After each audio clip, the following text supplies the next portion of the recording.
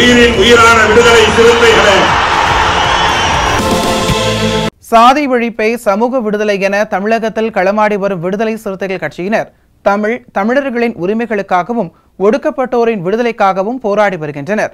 இன்றைய களத்தில் சிறுத்தைகள் நிகழ்ச்சியில் கட்சி தலைவரும் எழுத்து தமிழரின் நிகழ்ச்சிகள் மட்டுமின்றி எழுத்து தமிழரின் ஆணைக்கு இணங்க களத்தில் சிறுத்தைகள் பங்கேற்ற நிகழ்ச்சிகள் அனைத்தையும் இப்போது பார்க்கலாம்.